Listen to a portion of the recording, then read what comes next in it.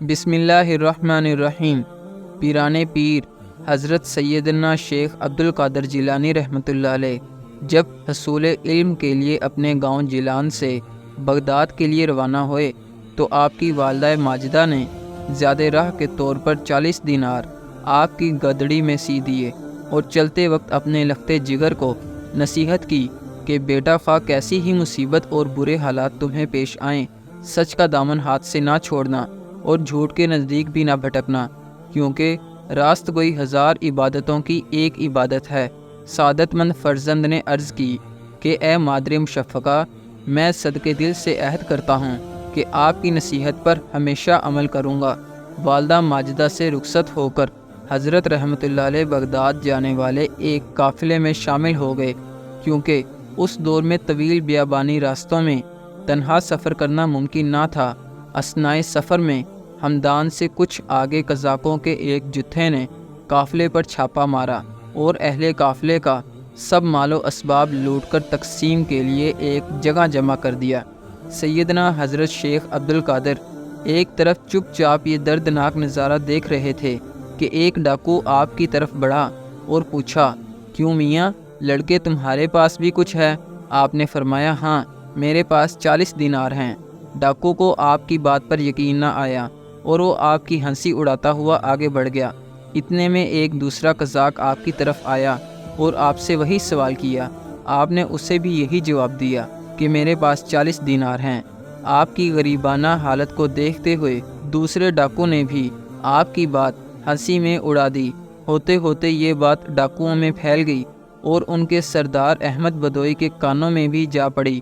اس نے حکم دیا کہ اس لڑکے کو میرے پاس لاؤ۔ ڈاکو حضرت کو کشاں کشاں اپنے سردار کے سامنے لے گئے۔ سردار نے آپ سے مخاطب ہو کر کہا، لڑکے، سچ سچ بتا، تیرے پاس کیا ہے؟ حضرت نے بلا خوف و ہراس جواب دیا، میں پہلے بھی تیرے 2 ساتھیوں کو بتا چکا ہوں کہ میرے پاس 40 دینار ہیں۔ سردار نے پوچھا، کہاں ہیں؟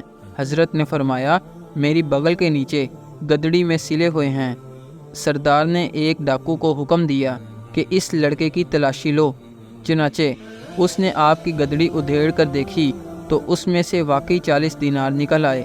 احمد بدوئی اور اس کے قزاق یہ دیکھ کر بہت حیران ہوئے۔ احمد بدوئی نے استجاب کے عالم میں حضرت سے پوچھا، لڑکے، تمہیں معلوم ہے کہ ہم قزاق ہیں اور مسافروں کو لوٹ لیتے ہیں، پھر بھی تم نے ان دیناروں کا بھید ہم پر ظاہر کر دیا، حالانکہ یہ رقم اس قدر محفوظ تھی کہ کسی کو اس کا وہم و گمان بھی نہیں گزر سکتا تھا۔ آخر کس چیز نے تمہیں سچ بولنے پر مجبور کیا؟ حضرت نے فرمایا، میری والدہ نے گھر سے چلتے وقت مجھے نصیحت کی تھی کہ ہمیشہ سچ بولنا، بھلا ان 40 دیناروں کی وجہ سے میں اپنی والدہ کی نصیحت کیوں فراموش کر دیتا اور اللہ تعالیٰ کو ناراض کر لیتا؟ حضرت کے الفاظ سن کر بدوئی بے حد متاثر ہوا اور اس پر رقت طاری ہو گئی۔ ندامت کے آنسوؤں نے اس کے دل کی شکاوت اور سیاہی دھو ڈالی اور اس نے آہ بھر کر کہا، اے بچے، تم پر خدا کی 1000 رحمت ہو کہ تم نے اپنی ماں کے عہد کا خیال رکھا، لیکن حیف ہے مجھ پر کہ میں نے اپنی ساری زندگی اپنے خالق کا عہد توڑتے گزار دی۔ اے بچے، تم نے مجھے ہدایت کی راہ دکھا دی، اب میں رہتی زندگی تک کبھی کسی کو تکلیف نہیں پہنچاؤں گا۔ یہ کہہ کر وہ حضرت کے قدموں پر گر پڑا اور راہزنی کے پیشے سے تائب ہو گیا۔ اس کے ساتھیوں نے یہ منظر دیکھا تو سب بیک زبان پکار اٹھے کہ اے سردار، ہم بھی اس برے پیشے سے توبہ کرتے ہیں۔ تو رہزنی میں بھی ہمارا قائد تھا اور توبہ میں بھی ہمارا پیشرو ہے۔ چنانچہ انہوں نے لوٹا ہوا تمام مال قافلے والوں کو واپس دے دیا۔ کہتے ہیں کہ اس واقعے کے بعد احمد بدوئی اور اس کے ساتھی سچے مسلمان بن گئے اور اپنے زہد و تقوی، عبادت و ریاضت اور خدمت خلق و حق شناسی کی بدولت خاصان خدا میں شمار ہوئے۔ سچ کہا کہ ماں کی گود بچے کے لیے پہلا مدرسہ ہوتی ہے، یعنی پہلی تربیت گاہ ہوتی ہے۔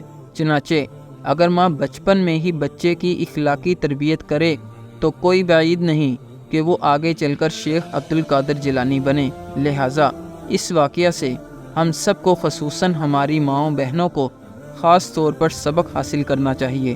اللہ تعالی ہمیں عمل کرنے کی توفیق عطا فرمائے۔ آمین یا رب العالمین۔ جزاک اللہ۔